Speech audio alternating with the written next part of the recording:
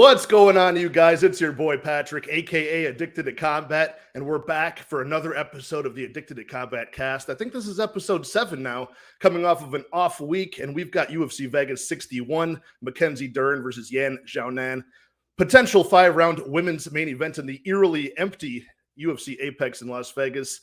13 fights in this card still. There's going to be some funny business at the weigh-ins, I can just tell, with Latifi and who else do we have? We got Felipe Lins, who's always pulling out of fights, but we'll see. Hopefully, fingers crossed, we still keep 13 fights on for an early start time on Saturday. And I've got a great guest for today, you guys. I apologize for starting this stream about a half an hour later than usual. My guest is a very impressive one. You guys know him as @WizzBets on Twitter. He does have a YouTube page, and I want all of you guys to go subscribe to my guy WizzBets on YouTube. He's growing his page now, getting to that first 100 subscribers, and he has an awesome show called Personality Picks, where he takes some of your favorite UFC mixed martial arts handicappers and just, shoots the shit about non-gambling topics, how they got into the sport and things like that. So it's a lot of fun. I did an episode a couple weeks ago with him. But man, WizzBets is a very popular guy on Twitter. He's got picks on every single sport. You guys can just sit there and gamble your lives away with his bets, become multimillionaires, build generational wealth. And he's also a active fighter himself with, I believe, a kickboxing match coming up in the next couple months here. So without further ado, here's WizzBets. What's going on, Wiz? How you been? Good. Hey, I wanted to apologize first thing to you for delaying the show, and then second to the audience who've been waiting on the show. How many people's asses did you kick in the gym though during that half an hour? -3. Dude, training just ran a little late, and you know how it goes. Well, this is what you get from Luke for being late. Oof. The man, the myth, legend. Shame. There we are. Well, yeah, we've got UFC Vegas 61. Are you excited for this main event? I'm actually oddly excited for this fight card. I know it's not the best name value. We've got a lot of, but it's actually like so bad of a card that it's become very exciting because there's so many question marks, right? You've got two of the oldest guys on the roster in Oleinik and Trinaldo. You've got, some short notice replacements with Sadiq Yusuff being like a -1100 favorite. Like there's a lot of question marks, and like fights are so sketchy now that it's kind of exciting. It kind of brings together why we like mixed martial arts, like the question mark of like who's going to win and how. We've got some people that are going to shit the bed early or get an early knockout. Which fight are you most excited for, Wiz? Dude, yeah, I'm really excited about this card. These are the types of cards that I'm usually the most excited about, just because, I mean, most people don't expect a lot of the lower tier of the roster. Right. But for me, it's intriguing because you get to see a lot of clash of styles. You get to see a lot of one-dimensional fighters go against each other, and those are my favorite to watch because it's like, okay, who's really gonna put the pressure and focus on their style more than the other? One of the fights I'm really excited about is Brendan Allen versus Jotko. I know a lot of people. Same here, man. Same here, because not only is that a fun fight, but like everybody's on sort of a different stance in that fight. I feel like too, it's a very close one. Yeah, and it's another one of those fights like I was explaining. It's a clash of styles where Jotko is a point striker, really good takedown defense, has done pretty well in the UFC, I would say. And a kick-ass breakdancer too. You ever see him breakdance? Breakdancer, that's for sure. You have Brendan Allen, who's known to be like a good submission specialist. He can take all facets of martial arts, but is still honing in onto this game. He's still 26. Young kid getting into his prime, so he has a bright future ahead of him if he continues the way he's fighting right now. Yeah, we got young versus old, old versus old. We got killer be killed versus killer be killed. There's a lot of them.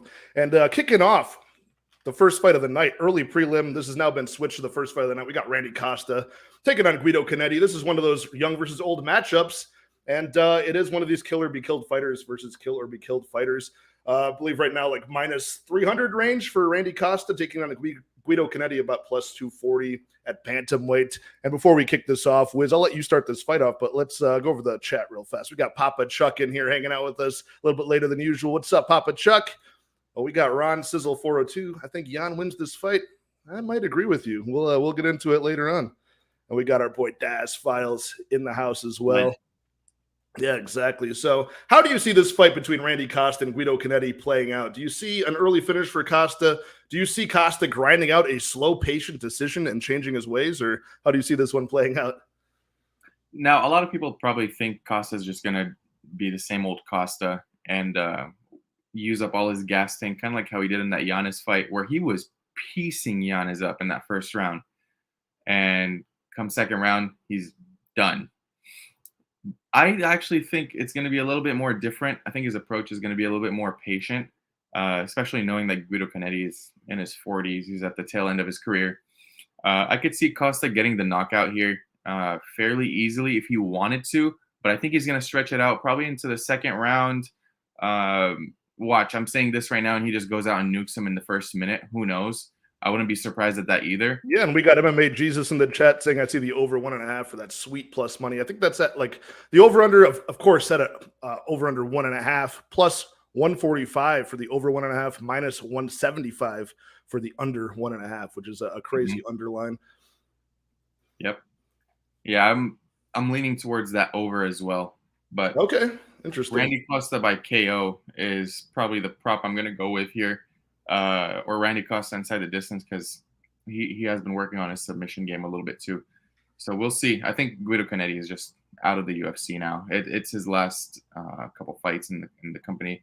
And he did okay in his last fight against Chris Moutinho. Yeah, the bottom of the barrel guy, you know. And I backed Guido in that fight. I thought that, you know, that was a spot where it's just kind of like a buy low spot on him after Moutinho, you know, somehow the magic of Sean O'Malley kicking his ass like made him seem super durable in, you know, a lot of the betting market's eyes. And I said, hell no, he's going to get a standing TKO once again. And that's what happened. But we're looking at Randy Costa has never won a fight outside of, you know, halfway through round one, right? If it goes over halfway through round one, so far, statistically, over a small sample size, just 9 fights, Randy Costa will lose the fight if it goes over 2.5 minutes of round one. So, I mean, round one, Randy Costa is kind of the way I'm seeing this as well. I know you're seeing it a little bit later, a different approach for him. I mean, just round one, Randy Costa chops down minus 300 to plus 105, and you would really want more than that on a one, you know, not only the round, but the method as well. I don't know, man. Do you have any bets in this fight, or are you taking the stab on that over 1.5? I'm probably going to be taking a stab at the over 1.5. Nothing crazy, just a half unit. Okay. Other than that, I locked in Randy Costa and another fighter who's going to be coming on later into this fight, who might have the same name, in a little parlay. But this was way early on, so I got a good number. We got my guy Cody from Blood Money MMA Bets. Oh, I meant to say this off at the top. I was too busy talking about all of WizzBets' accolades. I couldn't waste any time. But this Saturday, we're going to be doing our first ever for the group of us, a live fight stream companion along with the fights when they start at, I believe, 4 p.m. Eastern time on Saturday. We're going to be streaming every single fight and just going as long as we can until the fight ends. And you know, drinking, watching our bets cash in or go up in flames. And, you know, we'll see who has a breakdown first between me, Cody from Blood Money MMA Bets, where this will air, Johnny K Picks, and Lou Betya. So a lot of personalities in one room for the fights there. And hey, we might as well be the commentators for this one since it's going to be a complete empty crowd. So it'll feel like we're front row. And I see Lou Betya in the chat. Weird that Pat has a pic of him and Lesnar on the wall. That's the greatest. That's the greatest thing I've ever been told. My boy Alistair Overeem. We're both bronzed Adonises, of course. And my guy JD. What's going on, JD? Costa by TKO, or it might be safer to play. Fight doesn't go to the distance, and that's what I have in this one. I've got that parlayed up with another fight doesn't go to decision, and I got it kind of early. I think I got this at minus 220 for the fight doesn't go. I think it's moved a little bit higher now. More going towards that minus 300 for fight doesn't go for this one. And this is a spot where, honestly, you could live bet this one in the favor of Guido Cannetti. If this fight gets done with round one and Costa's still in it and look good, if you get like plus 275 or more on Guido Cannetti in round two, might take a sprinkle on that. Or just straight off the rip, if you take Guido Cannetti in round two by knockout, that's plus 2,500 right now. I like that prop quite a bit, but hey, either way it goes that way. My guy Wiz likes that over 1.5, and Cannetti gonna grab that bag for old guys like me, says Lou Betya. Yeah, I just finished saying that. Lou Betya said the same thing. Round two, KO Cannetti plus 2,500. Exactly. But yeah, I mean, it's a Randy Costa spot for sure. At 28 years old, he should be able to not screw this one up, right? But if he does, then they're clearly what happens to him though? Like he's a bantamweight, and how does he gas out so badly? Like it's not like you see him huffing and puffing, but he just looks like a shell of himself in round two. I don't know what happens. It's crazy. He throws everything in every punch. That's what it is. Once you do that, you're gonna gas no matter Especially what. with the kicks, the high kicks that are missing every time too. Yeah, he's gonna bonk him with one of those kicks. I have a feeling now that we're speaking about it. A bonk kick. Minute 2:49 seconds. He's bonking him with a kick. Okay. This happening. I like that too, because the thing is with Guido Cannetti is he openly goes, he accepts being on the perimeter of the cage. Like a lot of guys, obviously Tony Kelly did the complete opposite. He crowded the kicker, clinched up with them, and wore him out in the most dangerous part of the fight. I don't see Guido Cannetti doing that ever. He's usually open to play on the outside where Randy Costa is really good at using his reach, in and out movement, and staying safe and just cornering people like Guido on the cage. So, all right, moving on to the next one, which is another killer be killed fighter here. We got Julia Stoliarenko versus the newcomer Chelsea Chandler, coming over. 4-1 record for Chelsea Chandler, and she's giving up a huge amount of just combat sports experience here to Julia Stoliarenko, who's 10-6 in mixed martial arts, but she's got other combat experience in grappling and left way and things like that. And Chelsea Chandler is going to be, again, this is not a featherweight fight. This is 140 catch weight, so up by 5 pounds for Stoliarenko, down by 5 pounds for Chelsea Chandler. Chelsea Chandler, I watched all of her fights, and she looks like a pretty big girl for featherweight, and she's got some very heavy hands when she lands, but she does always aim to take the fight to the ground. And being the bigger girl, you can do that, and that's the kind of a way you can just nullify any danger coming back your way from your opponent. Obviously, just bully the girl on the ground, get the ground and pound, do the mixed martial arts thing. But, man, against Stoliarenko, who wants the fight to go there, wants to be on her back, and wants to throw up all sorts of submissions like that round one armbar, I got to go with Stoliarenko. I'm siding with the experience here. No bet for me on this fight, but if I had to, it would be round one armbar for Stoliarenko. She has 10 of them, so... do you have any faith in the newcomer Chelsea Chandler, and were you impressed by the tape you saw on her?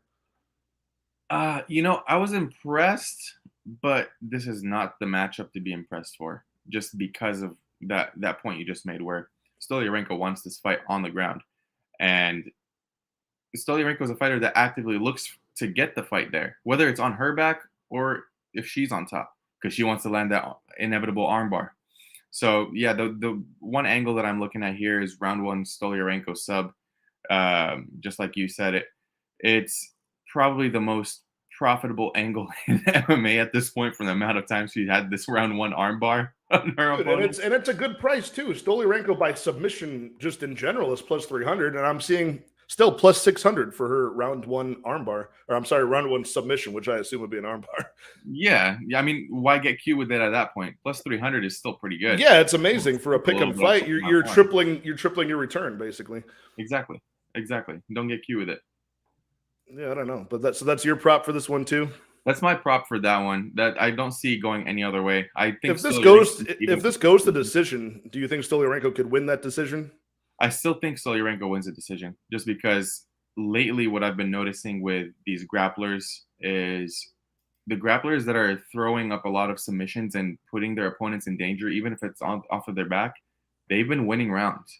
And we've seen it as they should, based on the scoring criteria, right? Exactly. If you're close to ending the fight, it might as well be getting close to getting a TKO, Yeah, similar to the controversial decision, not controversial, I should say, but a lot of people were complaining about the Bill Algeo and Andre Fili decision last week, where in the third round people were like, oh, but Algeo was punching him backwards in the face. Yeah, right.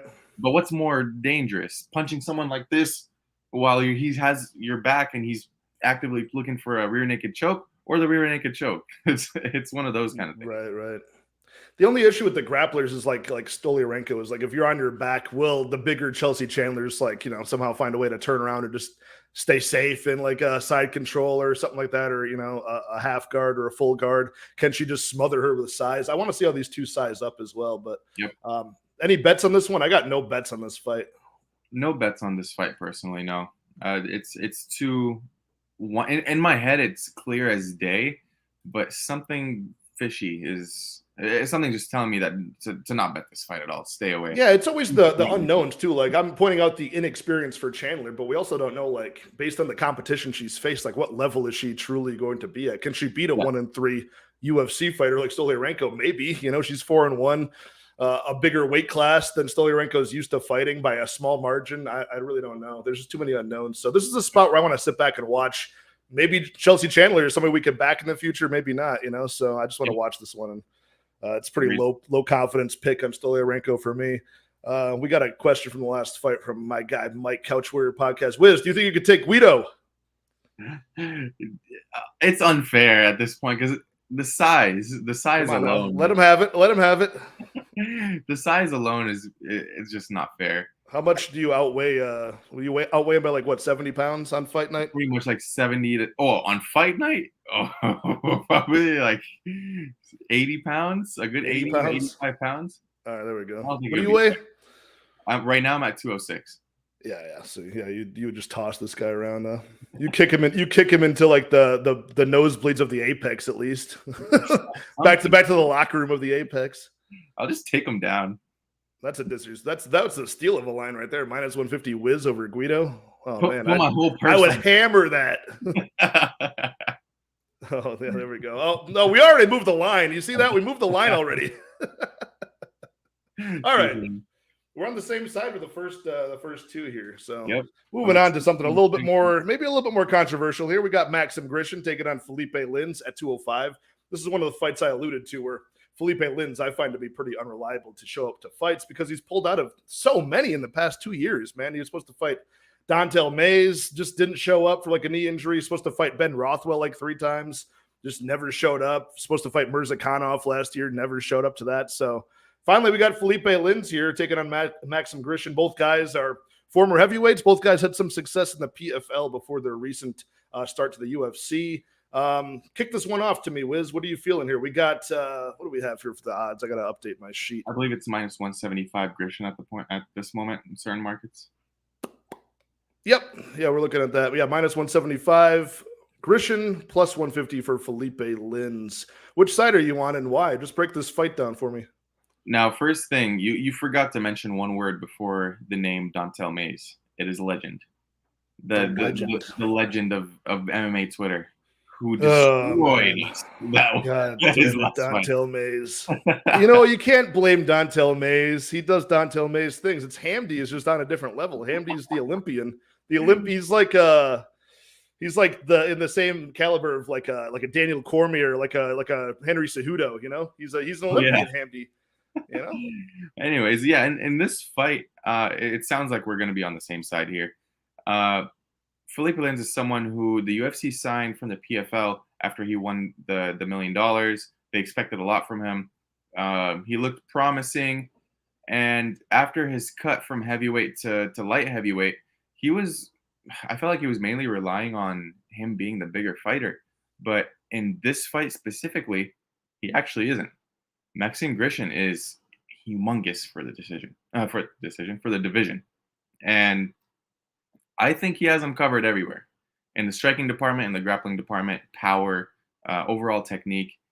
I think Grishin just puts on a masterclass of striking against Lins here. Lins, he wasn't even able to put out Praknio. My God, that was a tongue twister. Right, he was super chinny. Yeah, and he's one of the most chinniest people in the division. So I think the longer this fight extends, the more opportunity Grishin's going to have. And I think Grishin round 3 KO is not a bad look at all. But I'm leaning towards the decision line on Grishin. Even the money line, I know it got a little bit inflated here. I don't mind it, to be honest. I know most people don't want to pay minus 175 for this guy, but I don't see a way where he loses, personally. Oh, you're on mute. Not bad. Yeah, we got Grishin in round 3, somewhere around plus 1,100, just straight up in round 3. I don't mind that. I think Felipe Lins is dangerous early. First couple of minutes of the fight, first round, he can bum rush people, but his chin has not really ever been that great. Like even in the PFL, you watch his run in the PFL for Felipe Lins. He had 4 victories in the PFL in 2018. All finishes, but they were not without adversity. You go back and watch those and remind yourself what happened. He was in danger in a couple of those fights, rocked, and he likes to get in wars, whereas Maxim Grishin does not. He's more of a counter striker. I think he could, based off of that, put out Felipe Lins, and I'm actually playing the under 2.5 in this one at plus 140. I just think, and I'm really playing into the injuries of Felipe Lins. He's got a bum knee, he's got a bad chin. Both of these guys are kind of on the older side for 205. Felipe Lins 37 and a battle worn 37. Maxim Grishin kind of likewise, 38 years old, but he's fought like over 40, 45 times, so he's got some wear and tear on him for sure. I like the Grishin side here. I think he's just got the experience, the durability, the power, better striking, cleaner striking, but it's still dangerous early for him for sure. What I worry about with the unders here is just the Prachnio fight that you mentioned. Like Marcin Prachnio got out clinched by Felipe Lins for a lot of that fight. There was a lot of like control time positions, jockeying for position on the cage.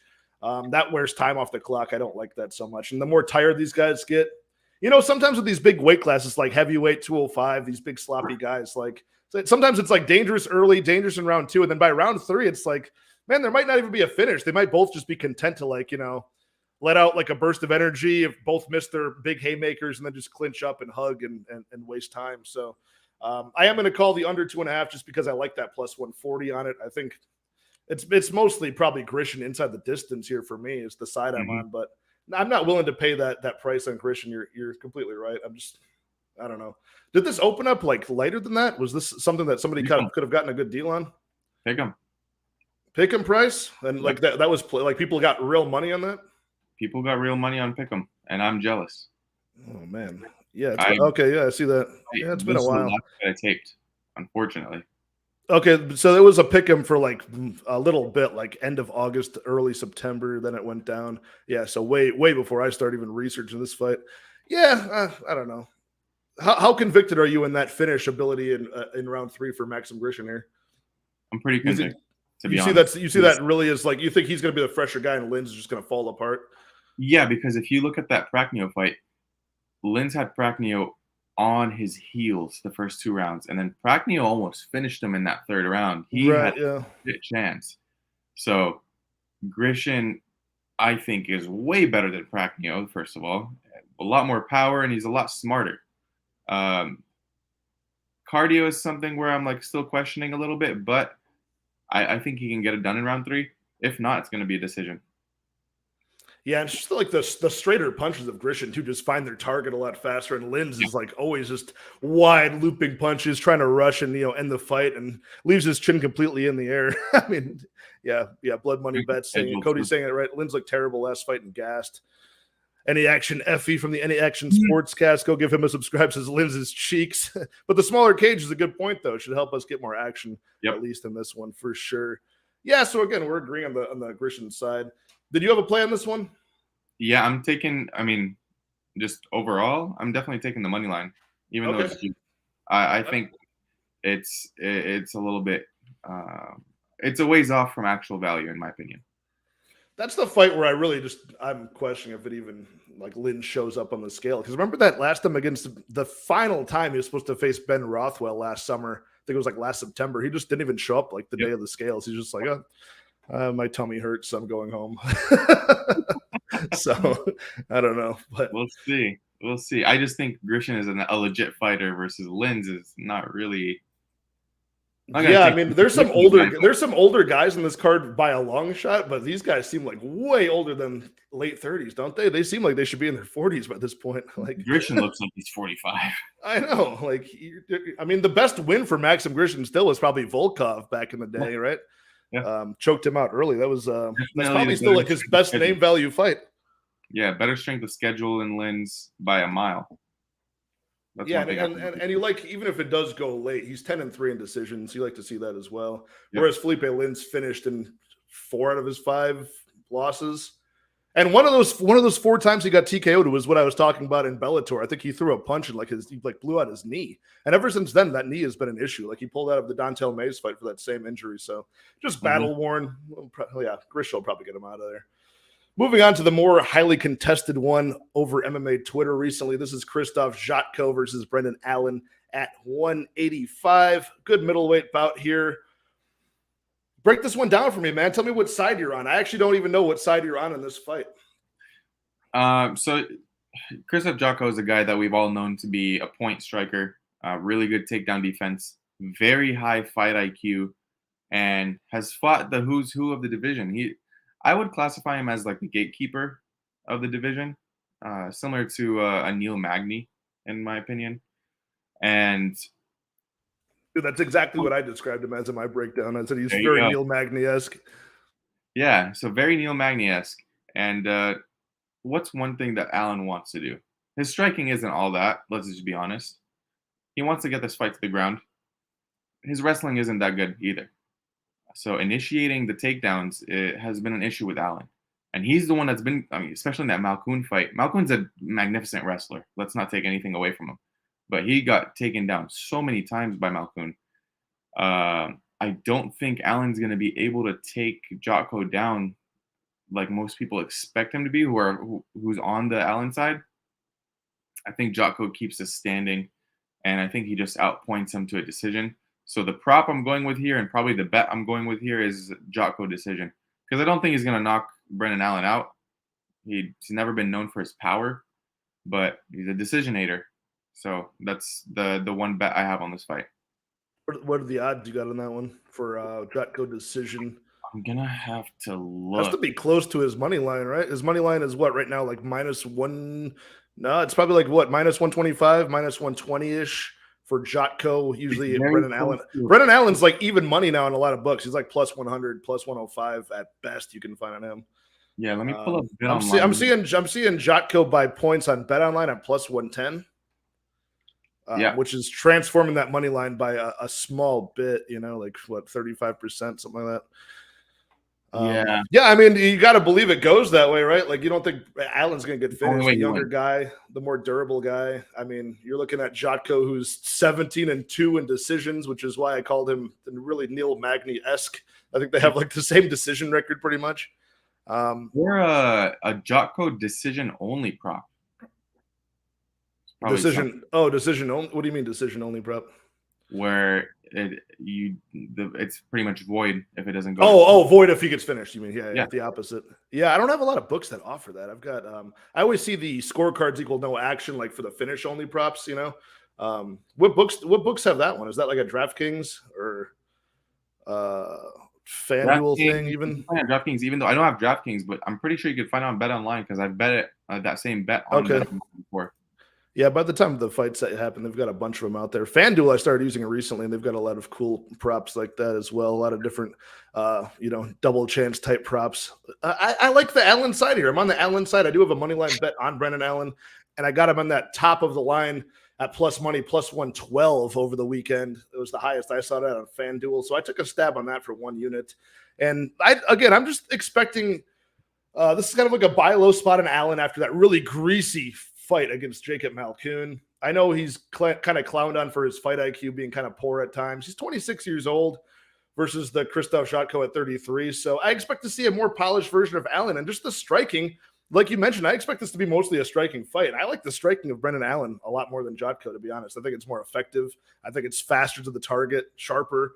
One thing I do like about Jotko is even when he's being pushed backwards, he's on his back foot, he can still counter strike very effectively. He's sneaky with it, as you saw against Gerald Meerschaert and a couple other fights there. But I see a lot of people backing Jotko to get takedowns here because he's gotten a few of them, but he's fought a lot of BJJ guys, honestly, that want to be on their back. So they're like kind of accepting that position. I don't think Allen's going to be that way. I think he's a little bit more faster, a little bit more athletic. And I just think we're going to see a leveled up version of Brendan Allen in this fight. And that +112, I took it. He's 19-5, and he's been fighting UFC caliber guys ever since, he was a young kid, right? Like even in LFA, all of his losses are to guys that are at the UFC level and have done pretty well.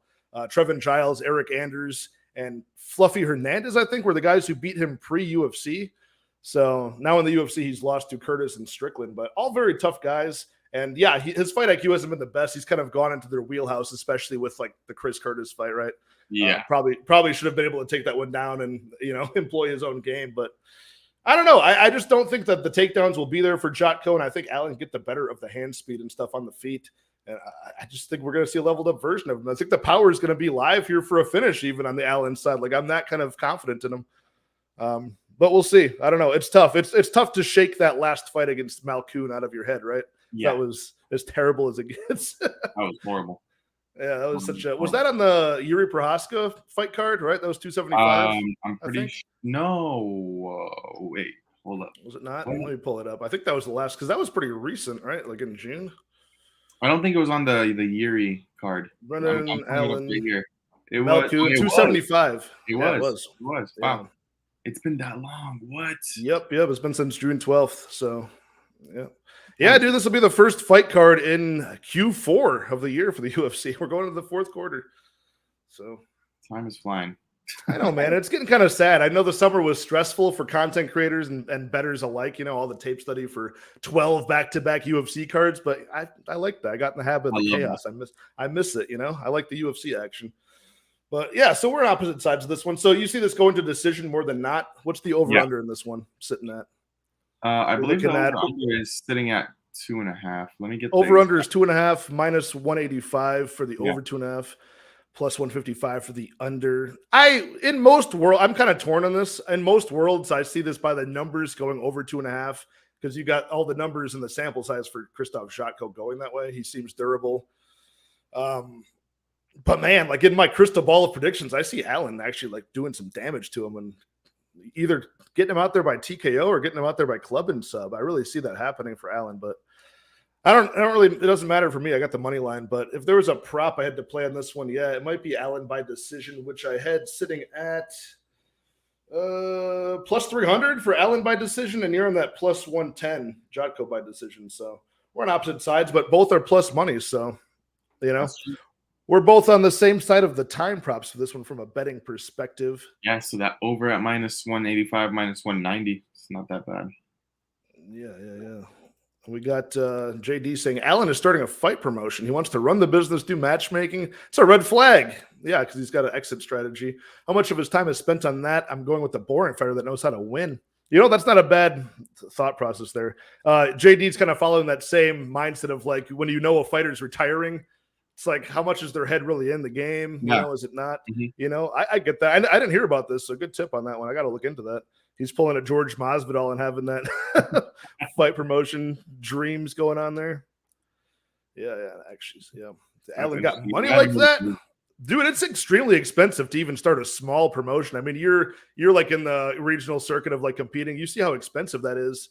You look into like you got to have judges, referees. They all have to be licensed. Thousands of dollars to at least get the government. At least in my state over here in the Midwest, like it costs so much. I looked into it. It costs so much money just to that you just pay to Uncle Sam. You pay to the state government just to get licenses.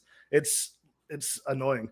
So like even local shows where it's like guys from like local gyms here, if you want to go to their shows, you got to shell out for general admission. You got to shell out like $60 just to go in and watch it, which, you know, I'll do it because I like supporting local talent, but like, you know, most of the general public doesn't give a shit about that, you know, so, and that's just like to break even. So, hey, good luck to Allen and all that. Maybe that's why George Masvidal is down there in Florida. I wonder if the taxes are a little bit easier. It probably is. Yeah. Well, moving on to the next one here. Good. We got a little bit of disagreement going. We'll have some here. We got Joaquin Silva taking on Jesse Ronson at lightweight. Couple of guys that are very inactive in their UFC career as of late. You know, this is Jesse Ronson's second stint in the UFC for the Canadian. Joaquin Silva, the Brazilian. You know, when's the last time he even fought? It's been a little while. And I just all I can think of is that Rick Glenn fight where he came back and that was his last time he fought. That was last time. Jesus. So that was a year and 3 months ago he fought and got knocked out in 37 seconds. All right. I mean, I'll kick this one off, I guess. So what do we have here? Minus 135 for Joaquin Silva, plus 115 for Ronson. That's the last price I saw on it when I did my research for it. Has that moved at all? Let's see. What I have right here on my offshore is minus 145 for Silva and 115 on Ronson. So yeah, similar. Okay. Yeah. So similar. I like the Ronson side, man. I got to say, he's a southpaw kickboxer. He's, you know, he was 0-3 when he made his first stint. You know, he fought some stiff competition back then. Prime Kevin Lee, Michel Prazeres, and he fought who else did he fight? He fought Trinaldo actually back in the day. Then he came back, you know, had a bunch of regional scene wins. But you know, he's a pretty good kickboxer as long as you're not like threatening the takedown on him. And by the way, all three of those losses were all split decision losses, just due to them getting takedowns and him, you know, kind of outstriking them on the feet. man, Joaquin Silva just seems like his durability is gone, man. I like Ronson here, not by much to even put a bet on it. I got no bet on this fight. If I had to make a bet, it would be the under 2.5, which I think is slight minus money. So yeah, am I getting on something there? Yeah, I mean, because Silva could bonk him and knock him out, but likewise, Jesse Ronson could bonk him. Even dive on that neck. Like, I know Silva's got like BJJ credentials, but Jesse Ronson makes a really big habit of like bonking people over the head with that straight southpaw left and getting the rear naked choke like he did against Dalby. I like that here. And that's kind of how I see this playing out more often than not. Just based on the money line, it's a 50-50 for me. I like Ronson's style. The southpaws have been giving Silva a lot of trouble recently. The Rick Glenn, before that, the Hack Parast. I see a little bit of a theme here. And Silva's almost like a mini version at 155 of what we talked about with what was his face? Felipe Lins. Like very wild striker, very big winging shots, loads up that opposite shoulder to land like the left hand, and you can just see it coming a mile away.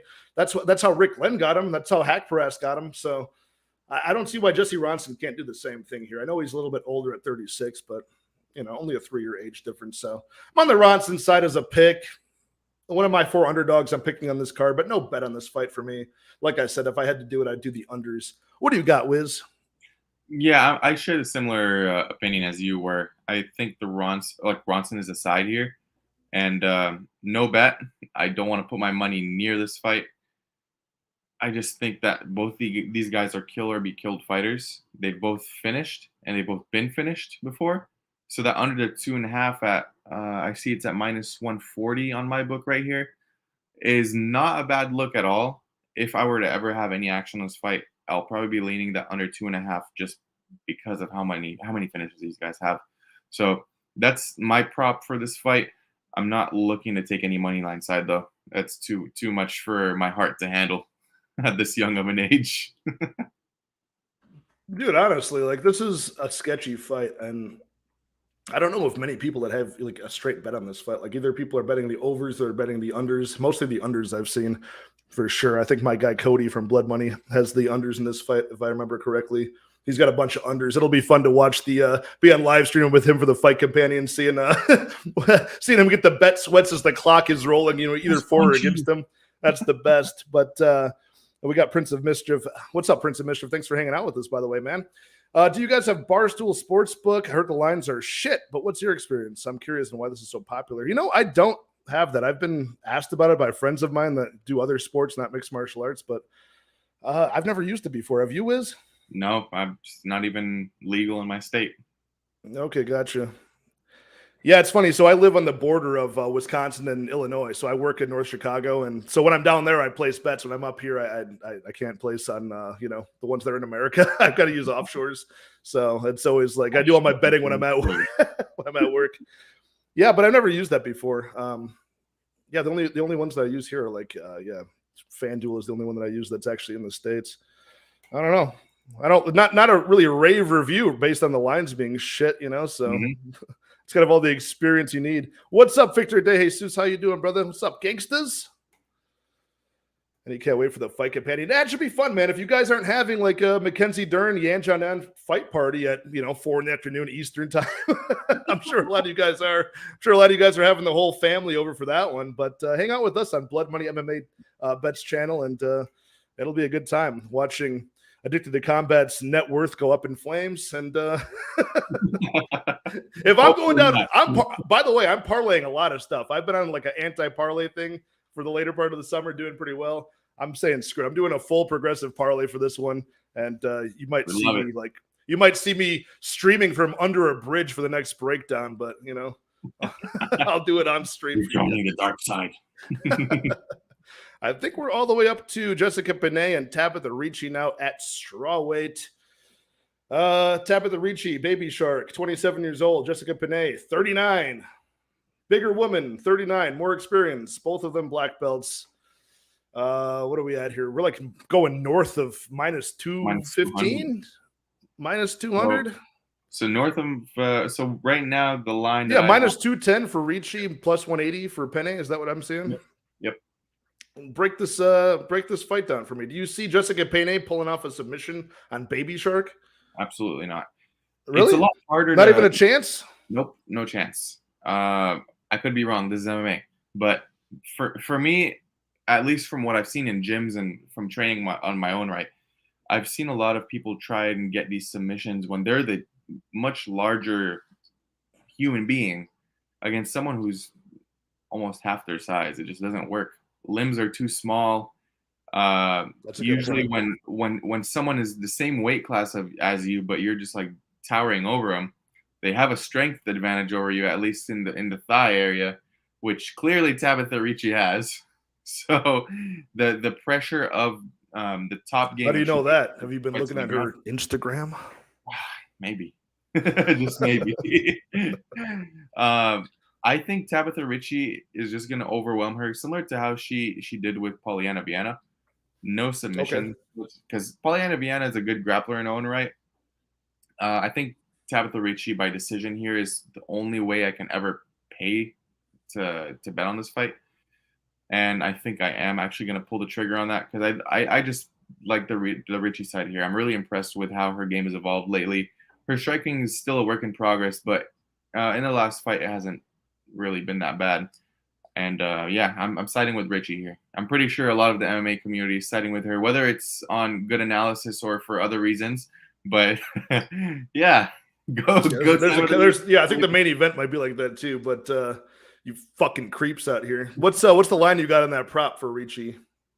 Tabitha Ricci by decision. I've seen it floating anywhere from like plus 150 to plus 220, depending on the book you're at. Jesus, dude. Yeah, I saw that come all the way down though. That came down to like minus 150. Like it's like minus money. Yeah, I mean, what are you gonna do? It's not that far off from her money. Like where her money line should be is kind of like at minus 150, right? I got it at minus 185. I'm on her money line. I'm paying the price of minus 185 to win 1 unit on that. It's swollen up, but yeah, I mean, I'm very much like you. I just think that she's going to be able to get the takedowns and stay safe here. Her cardio looked a little bit diminished against like Natalia Silva, but I'm sorry, Maria Oliveira it was, but ever since that, I mean, it's looked okay. She's young, she's improving, she's kind of she can go so relentless for the takedowns that she can wear herself out early, but against Viana, it looked much more improved. It looked like a more comfortable performance. Either way, she just needs to steal a couple of these rounds. And I think her striking is just way more competent than, Jessica Penne for sure. After we saw her get beat down by Emily Ducote, we're looking at kind of a regression in skill here for sure. And I don't think it's going to get much better. Whereas Ricci at 27, you could still get better from here, right? Penne at 39, you could tell that the days kind of are behind her. The issue for Penne is that she just has that knack of like ending up on top position that scares me, like against who was that? Lupi Godinez. Like Lupi Godinez pretty much, she should have won the fight, but it was like a couple of botched takedowns where like just mid takedown, Penne ended up like on top and just managed to scramble where she was in the dominant driver's seat of the position. And, like women's MMA, once you get on top, that's pretty much where you stay for the rest of the round in most cases. So that's the problem here. That's my only worry with Ricci, but she is one of my more confident picks of the week for sure. Any other thoughts on that one? No, not really. This is the one fight where I'm like, okay, I had to pull the trigger real early. Once the fight got announced, the Ricci by decision was around like plus 150, plus 170, and I just pulled the trigger there. So I'm already on that price. Yeah, the judges scare me in a lot of women's fights, man, for the reason I mentioned. Like once one woman ends up on top position, it's, you just know that they're going to get like at least a couple of minutes of control time there. And then it's like, oh, shit, like if that was a men's fight, it would look way more dominant than the women's fights. They just can't get out from bottom position. It just sucks sometimes, They just don't have that strength to like buck the woman off of her. Mike saying, what other reasons, Wiz? What other reasons you got, Wiz, huh? Doesn't sound like very much competent analysis. Listen, okay. We all have to flip his desk over with no hands. We all have our MMA crushes, and she is one of them. That is the reason. God damn. Well, moving on to something that we all do have our MMA crushes, and mine is Alir Latifi. That bald, shiny head, that black of a neck. Yeah. What neck are you talking about? Yeah, I mean, my guy Victor De Jesus just said I wouldn't mind being triangle choked. I wouldn't mind being scarf holded by Alexei Oleinik, that hot piece of ass. Anyways, moving on to Alexei Oleinik versus Ilir Latifi at heavyweight. This is another fight that I think is going to be at risk of being canceled because it has been canceled before, and Ilir Latifi is not the most trustworthy with making these bouts. So the one guy is the oldest in the roster. Alexei Oleinik is 45 years old, but he is 6'2" with an 80-inch reach, and that plays drastically into this fight because Ilir Latifi fought most of his career at light heavyweight. This is now his third fight at heavyweight, right? He's gone 1-1 at heavyweight so far, barely escaping the win over Tanner Boser last October, I believe that was. And he's 39 himself, and the most low volume guy in the world is Ilir Latifi. You're talking about a guy, I didn't think this was actually physically, through the laws of physics, I didn't think it was possible to do in the cage, but he lost a decision to Derek Lewis based on activity. I didn't think that based on the laws of like Newton's laws of physics that was even possible to lose a decision to Derek Lewis. I thought that was just written somewhere in a physics textbook that you can never be more low volume than Derek Lewis. How could but you? He was. So yeah, he's a Swedish wrestler, is Ilir Latifi, that Greco-Roman nonsense. I mean, it's effective, and Tanner Boser learned that it's effective because he does weigh 240 pounds and he's 5'10" and just like a ball of mass. But Alexei Oleinik has some very unorthodox striking, I think, is actually going to pay dividends on the feet. If this stayed striking, Alexei has a chance in this fight, even at 45, right? He wings those, especially that giant, winging left hook. That's knocked a few people down, man. It knocked down Travis Brown. It knocked down Gerald Rosholt, knocked him out cold, Ilir Latifi does have some good strikes as well, but they're very short. And Alexei Oleinik doesn't have very good head movement. So either guy on the feet could probably get the finish here. And on the ground, man, what do you think about this one? I want to say Alexei Oleinik by sub because it's still plus 300, and it's just what he's done 47 times before, usually earlier than later. Yeah, so I'm on the Alexei Oleinik side. I'll take it. He's plus 150, plus 155 right now on the money line, about minus 180 to minus 190 for Latifi. Latifi could ride out control time and stay safe, or Alexei could, do some magic on the ground, sweep him, end up on dominant position and win the round. I mean, either guy could win by finish or decision, dude. Help me out with this fight. Help me out with this one. I've got no money on this one. I just want to watch it purely as a fan. I like Alexei Oleinik to win this one and be like a Randy Couture status, right? Get a win at 45. That would be pretty cool. Yep. What are you betting on here? I have the Oleinik sub at plus 300. Nice. I just put a half unit on it, man. It's okay. It's gonna be there. What has Ilir Latifi proven to do constantly? Try to take people down and just use the rest. He gets control time. Yeah. He gets the control time, and that plays right into Oleinik's game. He's gonna get that Ezekiel choke all day. By the way, Ilir Latifi wrestles, he's gonna get that choke, and I don't see how he does not, unless Latifi just chooses to not take him down. On the feet, 50-50 fight. I don't want to lay a money line price, even though I don't mind the Oleinik side here either. I think he is the side, but do I want to put my hard-earned money on Oleinik money line? I think not. I'm gonna be screaming at the TV if I do, honestly. Well, I mean, Oleinik has only landed, so he's got 47 submissions. I believe 46 out of 47 of those, somebody correct me if I'm wrong, I think only one he got in round 3. I think the rest were all in rounds 1 or 2. So if this goes late, you'd have to imagine Latifi might edge it out. But, is Alexei going to be in side control, getting that Keisei Gatame, that scarf hold all the time? Because he'll be in top position to land that. If he remember he tried to choke out Derek Lewis with that. I think Derek Lewis might be the only guy that survived the scarf hold. He squeezed on Derek Lewis' head and neck and shoulder for a minute or 2 minutes straight. And then he eventually said, fuck it, I can't do this. And he went for an Americana. And then he got saved by the bell. He's yeah. So is that going to happen here? I know some people have that theory that the no neck Latifi is just going to somehow be impervious to, any of the chokes. But I don't think having no neck saves you from a scarf hold. It doesn't really save you from that. It's so painful. A lot of Alexei Oleinik's techniques are just painful. Not even just cutting off your circulation. They're just painful. Yeah, I mean, you could see it when he went backstage after the Vandera fight and he was showing him the choke. You could see how much pressure he applies. And he was doing it standing up in that video where he was showing him how to do it. Yeah, I remember that. Yep. Dude, Vandera's face just was like, no, he was squinting. He felt like he was about to die. So Yeah, because you know those guys, because he's taking those techniques like an Ezekiel choke that are meant to be done with like the lapel of your gi, and he's doing it just like he finds a way to do it with his own body to like get that same leverage. It's crazy. yeah, yeah. So for me, it's Oleinik by sub all day.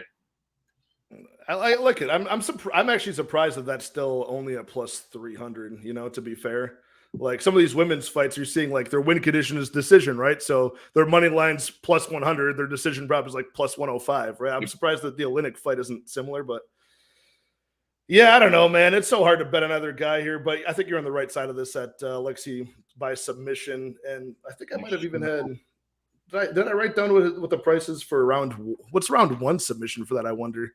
That might be worth a look, even because do you think that happens earlier than later? Do you think he has to wear down Latifi a bit? Like, well, it's all gonna be based on if Latifi goes for the takedowns in round one. Round one submission on Bet Online right now is plus 700. Okay, that's because Oleinik can fight through fatigue, but he's also he's breathing heavy, like sucking air by like 3 minutes in. So yeah, it's trouble. All the air in the freaking octagon. Yeah, it's troubling. You know, like I know he can work through it, but at a certain point, when's that going to end? And he just like quits. I don't know, dude. What a guy. Anyways, I think we're both agreeing on Oleinik. We're both agreeing on the Oleinik sub. But we both agree that like Latifi could probably definitely just win this. Do you think he can stay safe on top? Like, I don't think so. What percentage of the time do you give Latifi to win this fight? What would you line this fight? I'm so curious with this one. I've got no money on this fight. I'm the most curious about it. So the line they had the last meeting where they were supposed to fight at minus 200 Latifi or minus 220 at a point it was, I believe, that it was way off. I think this fight's at best like a minus 130 Latifi, if anything. Okay. But yeah, I think Oleinik has a very, very decent shot here. Yeah, when you really break it down, like, yeah, Oleinik is like the oldest man to ever step foot in the octagon, basically. You know, he's clearly not 45. He's clearly like, 62 or something. But like, yeah. I mean, fucking Latifi's not that much younger. You know what I mean? So it's kind of even Stevens. But let's move on to something a little bit more, entertaining. a little bit more high. I mean, that's going to be entertaining, but this is a little bit more high class, a little bit more active, a little more movement. They're not going to have to take their walkers in and out of the cage here. This is now on the main card at lightweight. We got Mike Davis finally returning to the cage after a year and a half off to take on short notice replacement Vyacheslav Borshchev, filling in for Uroš Medic on, I think, like 4 to 6 weeks notice, I want to say. I think he's had some time. Yeah, so Uroš Medic pulled out, and I think they gave Vyacheslav Borshchev at least a month's notice for this one. Mike Davis has not fought since the Mason Jones fight, which was, I think, like January of 2021. So it's been a while. But I like Mike Davis here. I think he's the much superior athlete, to be honest. Vyacheslav has a lot of tricks in the kickboxing. I know he's like the team alpha male striking coach.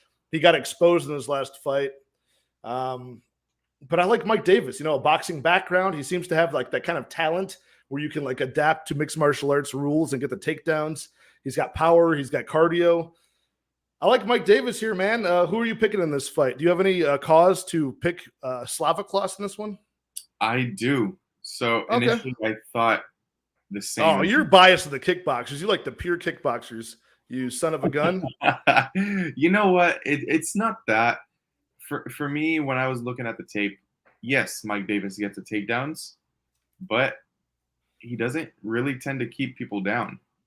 I forgot the stat. I remember I was watching Weezy and Brady on Stat Diggers, but he has not really controlled people on the mat when he gets these takedowns. Even though the takedown numbers are high, it's just he takes them down and people get back to their feet. And a year and a half layoff is a long time against someone who I think is technically better in the kickboxing aspect. I think he's more powerful than Mike Davis. I think Slavoklas could knock him out here. Just that's my prediction. Slava by KO, and that line right now it's sitting at plus 425, which is not that bad of a number. I don't know if I'm going to get to the window. I think it's going to be a really entertaining fight. I think it's going to be a 15-minute kickboxing fight after Mike Davis realizes he can't keep him down because he's not as good of a wrestler. Let's not forget, a lot of people forgot that Diakese has legit wrestling experience. He can wrestle. Like he's done it before, and he's held people down, and he's pretty good at it. Even though it's a boring style, but it's effective. I love that, man. I love that he switched right to that strategy and just didn't give it up. He didn't give a fuck. He said, "You know what? I'm in." Was that in London? Was that the London card? It was London. Yeah. I'm glad because most people would, kind of maybe get an ego. He just went straight for the game plan, did not give it up. I love that. That was awesome. Yep. So I think Slava KO is very live here. Okay. Yeah. I mean, do you think it's like another body shot type of thing, or do you think he finds the mark on the chin? The way he works the body to the chin, it could be either. Because the amount of times he shuts people down with that liver shot is insane. And then the way he transitions over to the head, it's beautiful to watch him strike. If it's a striking match, we're in for a treat. Yeah, I mean, Mike Davis is a guy who started boxing, and that's kind of like his base for everything. And then he added the kickboxing. He's got a nice long jab, good frame for the division. But yeah, I mean, I like Vyacheslav Borshchev too. He impressed me in a lot of spots, especially the Contender Series was fun. His win against Dakota Bush was really fun because it was a round one, like back and forth type of deal, right? But he does get hurt often.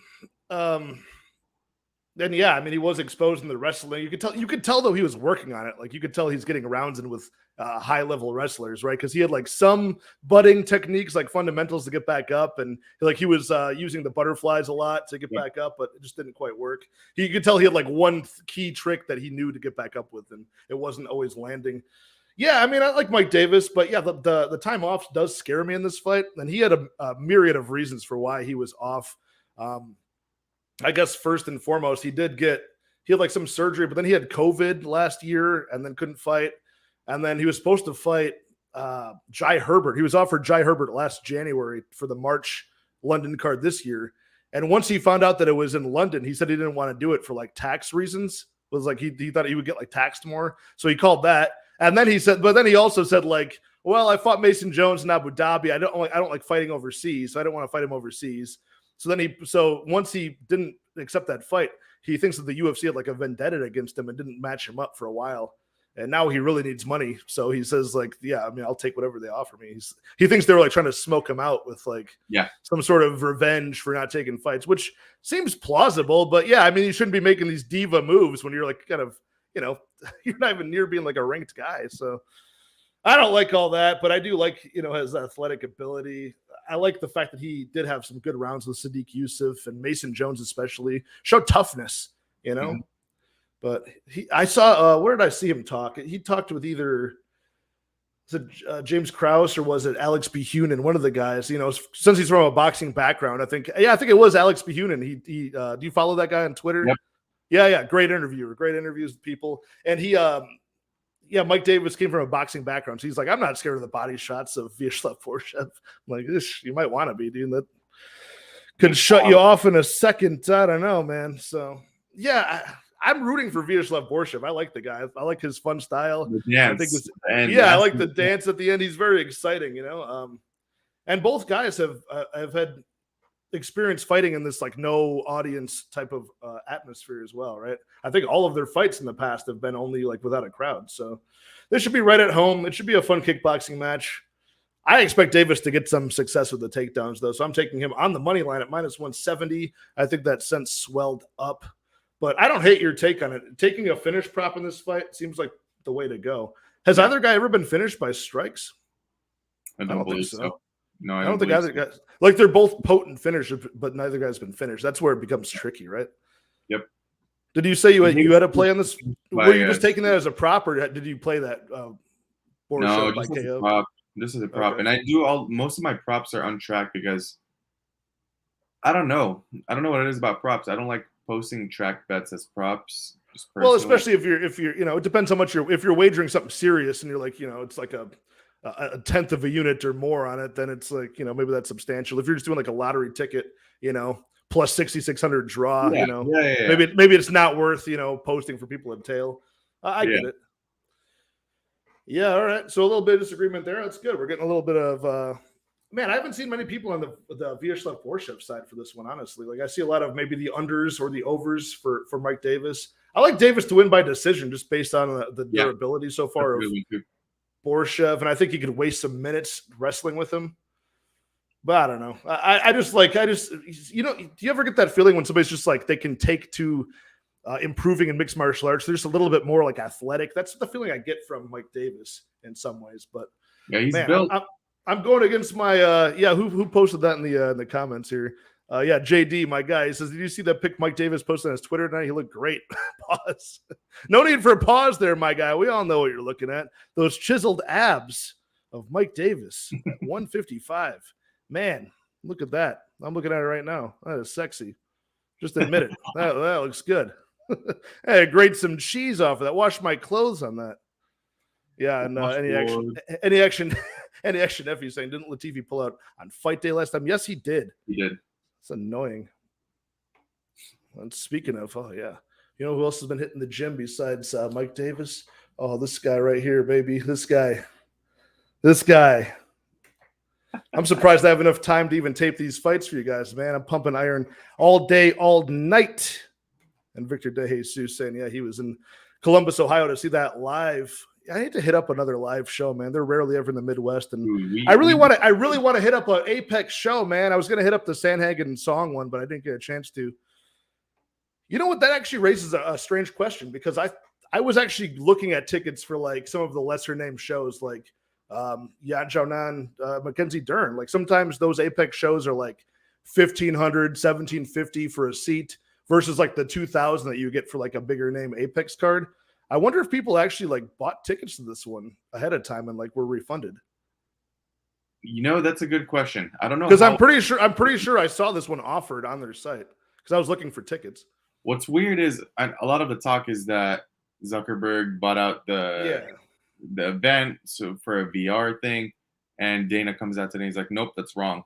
Really? Okay, I didn't see that. Mackenzie Dern said it to the public. I'm like, it's not like a rumor. Dern is the one that said that too. Maybe she got it lost in translation. Who knows? Do you see this? Like Mackenzie Dern's like fake like Brazilian shtick she's been doing. Yeah, you're aware of all this. Isn't that kind of weird? It's kind of bizarre, isn't it? Yeah. You ever seen the timeline videos of like her back like 10 years ago, like 2012, 13? She's talking like a California girl. She's like, oh yeah, like I love Brazilian jiu-jitsu. Like it's my favorite. She's like 20 minutes away. Yeah. And then like later on, she's just like, she sounds like a Nogueira brother, like today. Yeah, I need to go ask her a question. I need to go to Huntington Beach and find her. Be like, hey, is this accent real? You have to bring a translator with you. Well, moving on. After all that, Sadiq Yusuff taking on Don Shameless Shainis. Oh wait, we're skipping one. Are we skipping one? Did I move on? Yeah. Oh wait, John Castaneda against Daniel Santos. Did the order change? That's just what it's showing right now on Tapology. I just refreshed it. Oh, gotcha. Yeah, you're right. Daniel Willie Cat Santos taking on John Castaneda. I was jumping the gun there. This is a fight I've got a money line bet on. Got a money line bet on this bantamweight fight, which has now changed to a catch weight at 140 in the past day. So, again, I'm not sure. If you guys in the comments know who made that change, which team requested 140, I have no information. I just saw today that it was listed at 140. But Daniel Santos, one of the shoot-to-box style fighters here, pretty aggressive, always on the hunt. We saw him against Julio Arce. And, he's got an impressive skill set. It looks powerful, but he's throwing these like low percentage chance of landing type of strikes, spinning techniques, 100% power into his strikes and hoping they land. And if they do, they're devastating. But, he didn't find his mark on Arce and got outpointed. I see much of the same happening from John Castaneda. I don't expect John Castaneda to use his wrestling too much unless he really needs to.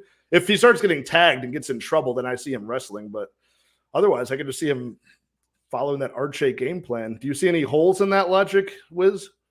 I don't see holes in the logic, to be honest. Now, I don't want to risk anything on the money line side here because who knows how this fight goes. It's pretty tough to judge. I think Daniel Santos is a pretty decent fighter. His striking is pretty polished. He just needs to stop punching air a lot of the time. Right. And once he learns that, which all it takes is a couple of adjustments, a step forward or two, I think he's going to be a decent fighter in the UFC. Now, I personally did not take any of the money line sides, but both of these fighters are really durable. So the aspect I'm thinking is a decision, like fight goes a decision or the over in these fights. So I think I'm going to be on the over. It's currently lined up minus 170, minus 180, depending on where you're getting it, which is not a bad number at all. I think it's a pretty decent value parlay piece, not like a cornerstone. But if you're looking for some value, I think that's the way to go. I thought I saw somewhere fight goes to decision at like minus 135. Am I tripping on that, or was that an old number? That might be an old number because I would have been all over that. Let's see here. Let's see. Fight goes the fight goes the distance on BetOnline minus 130.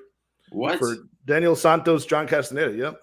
My The over 2.5 is minus 160 on BetOnline right now, but the fight goes to decision is minus 130. So that's a big transformation just for an extra 2.5 minutes in a bantamweight fight. Yeah.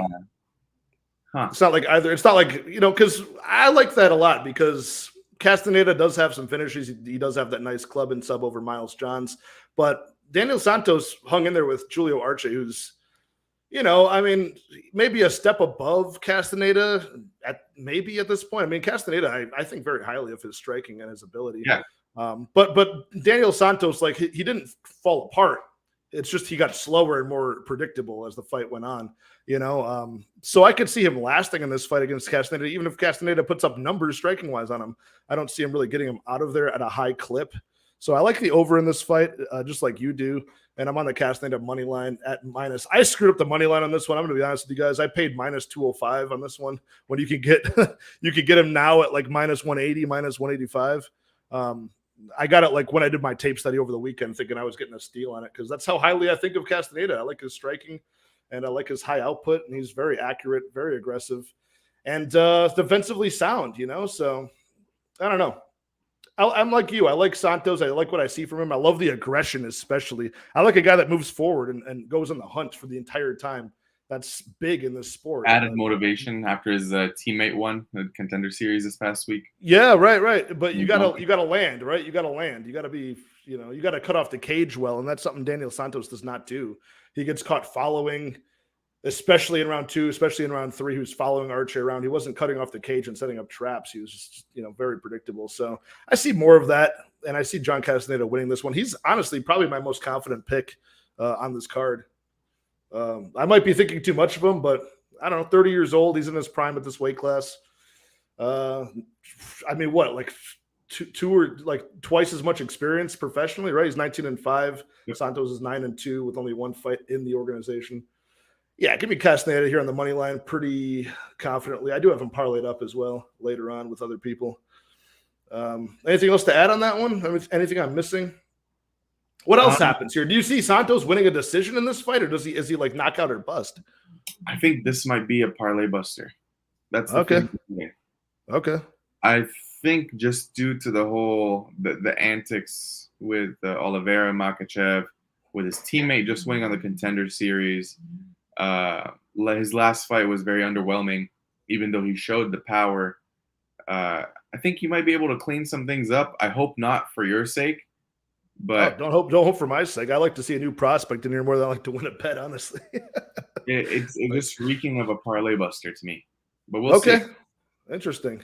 Yeah. I think the market agrees with you because the price I paid, the price I saw came way down now. It came down like 30% on the line. So I think the market's agreeing with you. They're taking that money on Santos and driving the Castaneda price down a bit from where I got it at. So yeah, but like I said, do you expect him to be able to win a decision as well as finish this fight? I don't think he'll win a decision. Okay, I think if he wins, it'll be by a finish. Yeah. Okay. And it'll be early. And as far as Castaneda goes, has he been fairly durable in his career so far? I'm totally forgetting his stats. He's been knocked out one time. Once. That was like way early on in his, that was like 8 years ago. That's partially why that's partially aiding to why I thought Castaneda would win this fight too, as long as he can stay out of harm's way like he has been. Never been submitted, been knocked out, early on 8 years ago. We're forgetting one key aspect here. It's the nickname for Castaneda. Sexy Mexi? Sexy Mexi Castaneda. Yeah, see that should make him like minus 300. That's why I paid minus 205. I said, here, take the extra money on the line value. You can have it. The clash of nicknames: Willie Cat versus Sexy Mexi. Yeah, honestly, so it'll be a fun fight though. You get to learn a lot about both guys here for sure. Yep. Do you think this is a step down for potentially both guys here? Like John Castaneda just fought Miles Johns, so this is maybe a step down. We don't know. And then Santos just fought Arce, so this might be kind of a step down for both guys here. So that's an interesting aspect.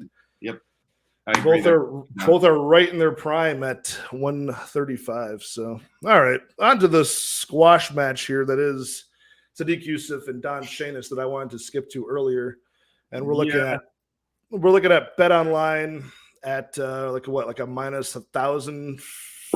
Bet Online is at minus 1,100. I've seen minus 900. Don Shainis somewhere between plus 600, plus 750 on short notice. His UFC debut against a guy who, like, I believe Sodiq Yusuff was ranked at one point.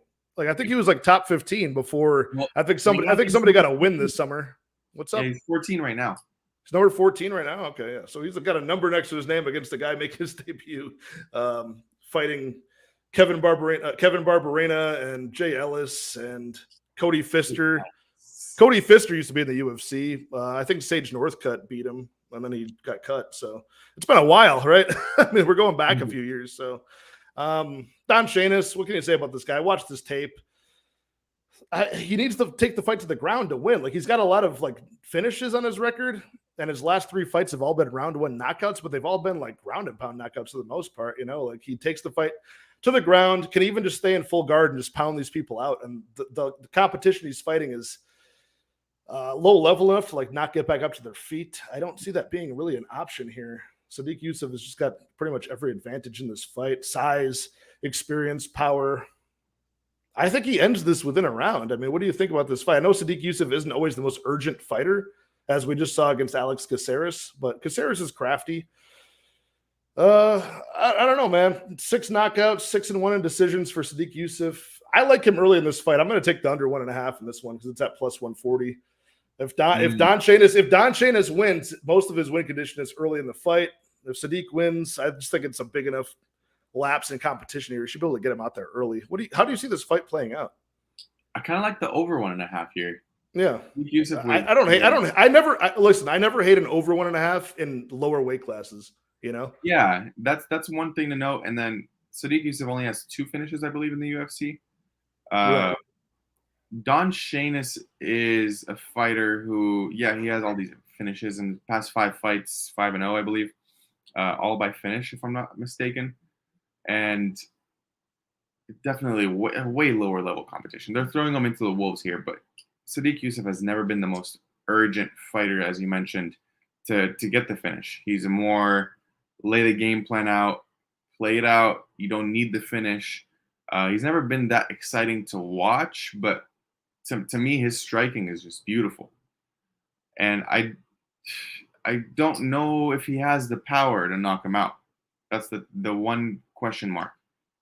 It's going to be a very interesting fight to see how it plays out, because most people are expecting Sodiq Yusuff to win. I mean, price tag indicates that at minus 1,000. But I think the minus 1.5, the over 1.5 at minus 140 is what I have it here on my offshore. It's not bad, but I'm not going to lay it myself. If I were to bet on the fight, it's going to be that over 1.5. Okay, gotcha. Yeah, I mean, and I'm seeing over 1.5 for this fight on Bet Online is like at minus 145. Yep. Yeah, I mean, and under is moved to now plus 117. So they're kind of softening this up a bit. It's evening out. Yeah, I saw that big plus money tag in the under 1.5, and I just watching Don Shainis fight, just like his win condition is just so limited, in my opinion. And Sodiq Yusuff, when you go back and watch some of the guys that he's able to, like Benitez, just knocks him out in round 1. Suman Mkhitaryan, same thing. The guys that are more crafty, like Alex Caceres is a very crafty, like distance striker. Like he's very long, Taekwondo base. He's a good kickboxer. He's good at maintaining range for the most part. And sweat in that fight. Caceres, sweat there. Yeah, a little bit. I mean, look, Alex Caceres is one of my favorite fighters on the roster. I love that guy. But Sadiq Yusuff won me a lot of money that night just because I knew he was going to beat him. But I didn't expect to go to a decision. I got to tell you, like that was more of a sweat than I wanted. Man, I don't know. I put 0.7 units on this to go under 1.5 just to win one. So that's all I'm invested in it. Clearly not that confident, but just again, you're facing a guy with a number next to his name, a ranked guy, and you're coming in here with a limited skill set facing guys like Jay Ellis who are like 10 and 175. Yeah, the GOAT. So the GOAT can. I don't know, man. I mean, what's the likelihood? What would you actually line this fight at if it wasn't like a ridiculous inflated line? It's going to be this line, to be honest. It's going to be this line, really? What if Don Shainis came in with a full camp? Even with a full camp, I don't think he stands a chance. Oh, come on. And you're still saying it goes over 1.5? I still think it goes over 1.5, though. Just because I don't see urgency in the Sadiq Yusuff side. Okay, so let me ask you this then. It goes over. Sadiq Yusuff takes this over 1.5 against shameless Don Shainis. Does he get like a second round finish? Does he get a third round finish? Or does he get no finish at all? Does he win by decision? What does he do? I think the finish, if it were to happen, would be round 3. Okay. If Shainis gasses out, round 3 sub is what I'm thinking. But I also parlayed the fight doesn't go in this one with the fight doesn't go in the first fight of the night. Guido and what's his face? What did I say? Guido Cannetti and Randy Costa. Yeah, those two fights not going the distance is like plus 115 or something. That's not bad at all. So I put a unit on that. I got the low end of both of those fight doesn't goes. Yeah, that's a solid number, to be honest. I mean, and luckily, you know what I like about that one is that you'll know if you're even in the game if the first fight of the night, ends or doesn't end, right? Like I can cross that parlay, off of my list if it doesn't happen. And within the first 2 minutes. Yeah, if Randy Costa wins by decision or if he doesn't, if he gets a knockout, I can just get rid of that out of my mind for a while. Yeah, I don't know. It's an interesting fight at least. I mean, I think it's interesting for Don Shainis, right? Like he could come in here and like be like a hero, or Sadiq Yusuff could come in here and gain nothing from this fight, right? Like I don't know. It's kind of weird. Like he's getting like a really soft paycheck just to, potentially screw up his momentum here. Like it really does nothing for him. I mean, I don't even know if that's considered momentum at this point. Jay Ellis. Yeah, well, you know what I mean? Like it would just like he either gains a paycheck and gains no movement in the rankings, or he loses potentially, or he just like plays with his food and looks like it's almost like the Sean O'Malley, Chris Moutinho. Like he takes him almost to decision, looks worse in that fight. Like he loses stock for it. I don't know. I'm hoping for his sake he finishes this thing fast, but hopefully. Did you say you didn't play this one? You didn't have any money on it? No, nothing at all. No, all right, good for you. I'm not poking it at all. Good for you. All right, we're moving along here pretty quickly because we have 3 fights to go on this card. We got Trevin Jones and Raoni Barcelos, 2 of my favorite unranked guys at the weight class at bantamweight. I like them both. Trevin Jones made an instant fan out of me a couple of years ago with that win over Timur Valiev. Epic performance in that fight. He was the ref allowed it to go. Chris Taglioni allowed it to go. He ate like 27 unanswered shots in that fight after the body shot, came back, won the fight. Awesome performance in a short notice debut. Gets popped for the Jazz cabbage, and it's a no contest at that point. Raoni Barcelos is a guy who I think if he was younger, he probably would have made a run at this weight class, but he came in a little bit late and didn't make a mark, and now he's 35. And maybe he's taking a couple of steps back. He's got the almost a draw against Timur Valiev. It was a majority decision loss. And then Victor Henry goes in there and styles on him, and it was one of those fights against Victor Henry where like Raoni Barcelos was just close enough on the striking, but losing, where he didn't employ any other skills in that fight. Didn't go for takedowns, really, was unsuccessful, and it was too late. But I'm still taking him to win this fight. I got a money line bet on Raoni Barcelos at minus 210. I just think he's got way more skills to win this fight. The wrestling, the Brazilian jiu-jitsu in his back pocket. But more than not, just the striking output. And he's very accurate and very, he's got 6 significant strikes landed per 15 minutes over 7 UFC fights. barely getting hit back in return compared to Trevin Jones, who's the opposite. So, yeah, give me Raoni Barcelos here. He might make it closer than the money line indicates, but Trevin Jones, man, just solo output. And Raoni Barcelos has, been super durable thus far, So, what do you think about this one? Are we trusting Raoni Barcelos one more time not to let us down, or are we not? Yes. So Raoni Barcelos is one of my favorite fighters to watch in the striking realm. Yeah, absolutely. I'm the same boat. Man has ridiculous technique. He's snappy. Shots always land. Volume, power. He has it all. Looking at the Trevin Jones side, the two fighters that defeated Barcelos, what's the one thing they have in common? They throw output. They threw more output than Barcelos, and they landed a lot more. Trevin Jones is not going to give you that. Trevin Jones is someone who's going to look for the power shot, the kill shot. And against someone like Barcelos, that could be a dangerous game plan because he's very elusive on the feet. He dodges a lot of punches. He parries a lot. And his movement in the octagon, I mean, I know it's a smaller octagon this week, but his movement alone is going to be troubling to Trevin Jones, who is someone who relies on that one power shot to land and days somewhere just completely knock him out. So I'm on the Raoni Barcelos side here too. I can't get to a decision a outcome here because it could be either decision or knockout for me. Part of me thinks it's going to be a knockout, but yeah, man, the Barcelos fight against Victor Henry. Victor Henry is someone I've known for quite a bit. He's a hometown guy. He lives cool. 5 minutes away from me. We're good friends. Dude, what a savage that fight. That was amazing. Way to step up to the plate, and I think that was a short notice bout, was it not? Short notice, and he schooled him. That was amazing. You should have seen the reception they had here because he works at a local bar down the street from me. Okay. And yeah, that was a ridiculous effort by Henry. And yeah, props to him. But I don't think Trevin Jones is going to be able to handle the volume that Barcelos puts on the table. So yeah, give me Barcelos money line. The minus 200 price tag is where I'm at here. Okay, yeah, I got him at minus 210. I think it's since moved slightly up from that. Minus 235 right now on some books. Plus 200 Trevin Jones. Trevin Jones, if you're going to take Trevin Jones, you might as well just take him by knockout or by finish, just inside the distance. I mean, look, you don't want to get cute when you're getting plus 200 on a guy, but honestly, you'd have to see a very diminished version of Raoni Barcelos that does like nothing in this fight, and you have to see a highly different version of Trevin Jones who's employing like 3 times as many strikes as he ever has before. Maybe clinching up. He would have to be very uncharacteristic of both guys for him to win a decision. So I would take Trevin Jones inside the distance if you were on that side. And I love Trevin Jones. I think he's great, but it sucks when you become a fan of a guy and you realize that he's overperformed, Like I became a fan of him because of the Teamer Valley of grit that he showed. And then a fan of him because I took him again. I was like, all right, let's take him against Mario Batista. And he happened to just make me look like a genius because he won that fight by some crazy counter as an underdog. And then, starts falling apart. And you're like, oh, shit, this is the real Trevin Jones. This isn't like the one that came into the UFC the first couple times.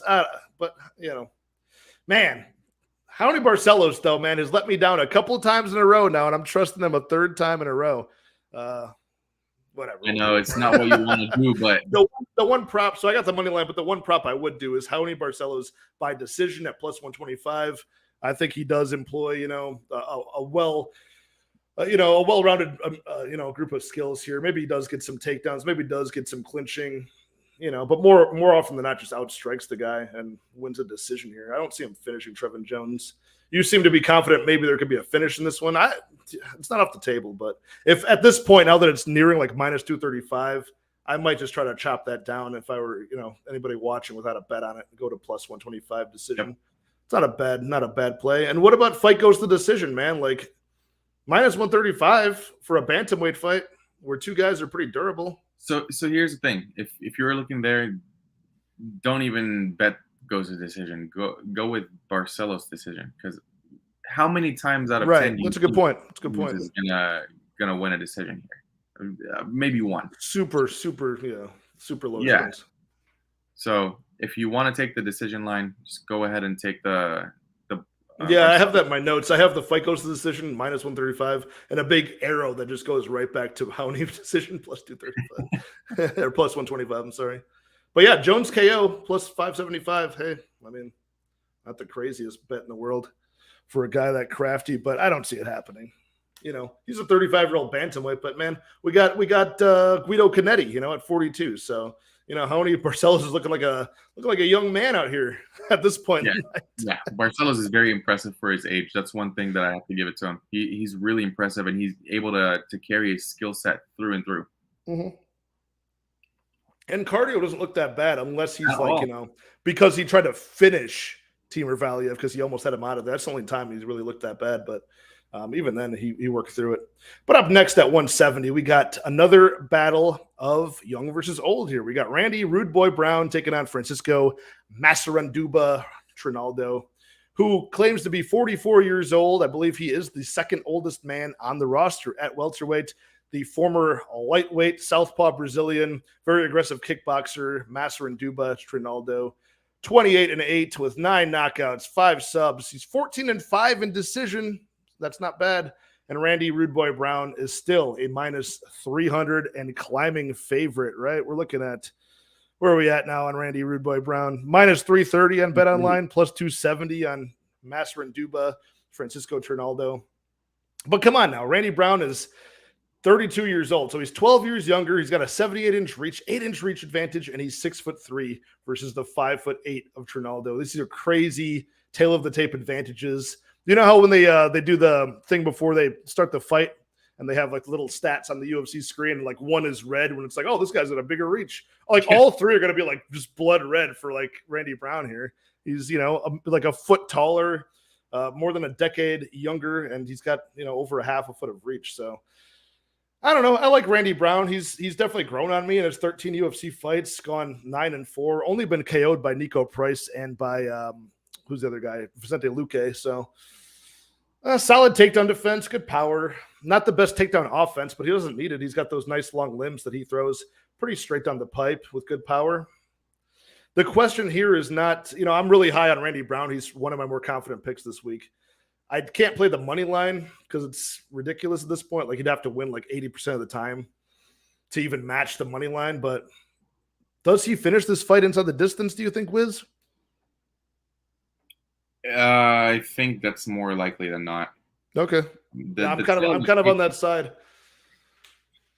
Yeah, the tail of the tape alone is very indicative of it. When you have that big of a reach advantage and height advantage, and you're a really good striker, yeah, against someone who is 12 years older than you, on the tail end of his career, who has looked shaky in his past couple fights, when it never been finished before by strikes. Trinaldo. Never been finished by strikes. This probably is going to be the first one. Yeah, that's what I thought too. This is too much. Like, when this is just like the smash spot for me. Height, reach. You're a really good kickboxer. You know how to use those advantages against someone who's 12 years older than you. And it's not like you're 20 and he's 32. The guy is like in his 40s. So I don't see how he doesn't finish him. And not only in his 40s, but now this is his second or third fight at welterweight too. I think it's only his third fight. Can't remember now. Losing my mind. No, he fought Salikov. He fought Dwight Grant. He fought Danny Roberts. So yeah, he's on the softest welterweight win streak of all time. Split decision over Dwight Grant. Win destruction over Danny Roberts. But both of those guys are super low output, not very good strikers for more than like moments. Like Dwight Grant is a good striker in moments. Same with Danny Roberts, but he's a dinosaur. Yeah, he really is, man. And it I don't know. It doesn't sketch me out nearly as much as the other old guy and, Oleinik. Like, I think Oleinik has a much better chance at winning his fight than this one, clearly. But they're both old. Yeah, and because Oleinik is at heavyweight and he's got the advantages there, like tail of the tape advantages besides age. This one, it's just, man, you got nothing going for you, Trinaldo. What's going on here? I don't know. What do you think about Randy Brown, like working, because he likes to work the grappling sometimes. He's not known for getting takedowns, but he kind of gets him off the cage sometimes. Remember the Cowboy Oliveira fight? He got it off the cage, off the clinch. He kind of transitioned to that back take, and the one-arm choke got locked in. I think it would be wise to not do that. Right, because what does Trinaldo want to do here? He wants to overswing to getting close and clinch up. That's really his only. But even Yeah. still, I think if that happens, Randy Brown is stronger in the clinch, right? Like he's bigger and probably stronger in the clinch. Probably won't wear himself out as much, right? How much do you think Randy Brown's gonna weigh on fight day? God, I don't even know what he's gonna try to weigh in at 170, probably 190, 185, probably 185. This guy probably balloons close to 200. You think so? Dude, 6'3". Yeah, that's a lot of water at that frame. Like you've got a lot of skeletal muscle at 6'3". That's a lot of water. That's just unfathomable, though. Like to even get to 170 at that height is insane to me. Yeah, he's one of those weight bullies, kind of like Jalen Turner. But I mean, you can't call him a weight bully if they're making the weight. So no, absolutely not. I mean, that's just part of the game. You know, that's like John Jones being that tall and making 205. I mean, well, he was more of an example because he looked a lot smaller. Like yeah, Bones Jones for a reason. He didn't have much mass on him, but Randy Brown, man, 6'3", 170. That's just insane. That's almost like Sean Woodson level of insanity, being just like just looking like he looks like a torso with like pool cues coming off of his shoulders, just like swinging them at you, like just these skinny little limbs. Yeah, I don't know. What's the? I think I wrote this down. What's the prop here? Randy Brown inside the distance plus 150. Kind of like that. That chops down. Whenever I'm looking for props like that, I'm looking for props that chop down the money line by a big margin. So you've got minus 335 on Randy Brown right now. Inside the distance is plus 150. That chops it down by a huge margin. I like that. Any chance at all of that Trinaldo decision at plus 550 hitting? Do you think you probably want more money for that? Even maybe. Tough. It's so tough for me to see. I think he gets out. I mean, he'd have to out clinch him for the majority of 2 rounds. Pretty much out clinch him or just stay on top of him. Out clinch him, stay on top of him, and you have to get some good counter strikes in too. Like Randy Brown have to be low volume and then miss the shots that he does throw. And I don't know. It seems very unlikely for as small as he is at welterweight. So yeah, I mean, shit, man. I'm on Randy Brown pretty big here. I'm parlaying him up with Castaneda actually. And so Randy Brown is we have the Randy parlay this week. Randy Brown and Randy Costa. That's who I have. Okay, there we go. I like that. I don't know. It's interesting that this is the co-main event, but hey, we're looking to get Randy Brown, kind of. I don't know. I mean, where's this guy been? He's been in the UFC for a while, Randy Brown. Why is he not made more waves in the division? I know he was on a win streak and then he lost to Luque. So now he's trying to build it back up, right? Yeah, he's trying to build it back up. He's coming off the split decision win over Chaos Williams earlier this year. Mm-hmm. And I don't know. I mean, this sort of helps, but sort of not, right?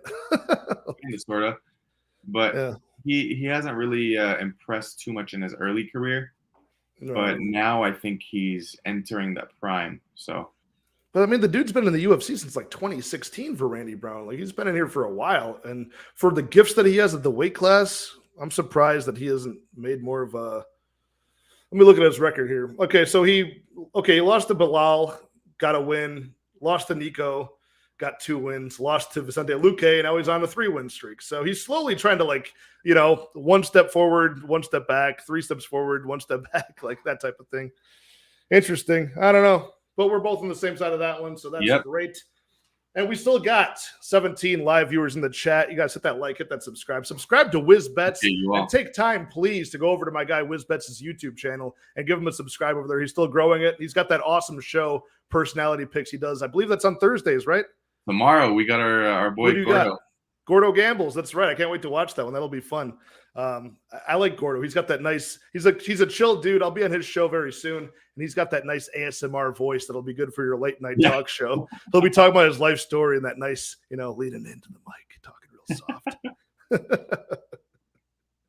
I appreciate the shout out. I'm gonna put Gordo Gambles on your show in one tab, and I'm just gonna go to Mackenzie Dern's Instagram on the other tab and just mix those two. The sensual voice, not Tabitha Ricci. No, it's gonna. I'm just kidding, you guys. It's gonna be Jessica Andrade's OnlyFans for sure. If you guys haven't looked up Jessica Andrade's OnlyFans, don't do it. Sack up, guys. Go to her OnlyFans. It belongs in the museum. Anyways, moving on to the main event, we've got Mackenzie Dern taking on Yan Xiaonan at women's strawweight. Potential 5-round main event here for this UFC Vegas 61 card. WizzBets, kick us off on this one because we have right now Mackenzie Dern is ballooning up as a favorite over the week as it's gone on. She's now a minus 232 favorite. Plus 197 can be had for Yan Xiaonan as far as Bet Online is concerned. The over-under is set at 2.5 with the over at minus 125 and the under at minus 105. Pretty even. How do you think this fight plays out? Who gets their hand raised in this strawweight fight? I'm leaning towards a dog here. I'm not really impressed with Mackenzie Dern's striking. That's one thing. And then the takedown efforts from Mackenzie Dern have not really worked for her in the UFC. She lands the one takedown a fight, sure. But does she really do anything with it? We've seen her finish from the takedown, I believe it's only twice. And yeah, it's not really impressive after watching the tape. But she doesn't need to. She can pull guard. She can get those submissions. I just think Yan Xiaonan is able to keep this standing and outstrike her for 3 rounds and win a decision here. I know it's kind of a hot take on the decision side. I've seen a lot of people on the Yan Xiaonan side. We'll see, man. I'm really impressed with her striking. I really like the way she showed up against what's her name? Marina Rodriguez. Yeah, and I had a bet on Marina Rodriguez, and she made me sweat. And I think yeah, same here. They just had it wrong. They had it wrong. I have to say. You think Xiaonan won that fight? Yeah, I think we came up with a steal in that decision. But yeah, I think Yan Xiaonan is able to keep it. She definitely won round 1. She just had her number in round 1, and then I can't remember. Round 2 is really close. Round 2 was because there's always there's one deciding round. I think it was round 2 was the one that was like the strikes were like almost dead even in that fight, weren't they? It was close. Yeah, that's how close it was against one of the best strikers in the division. Yep.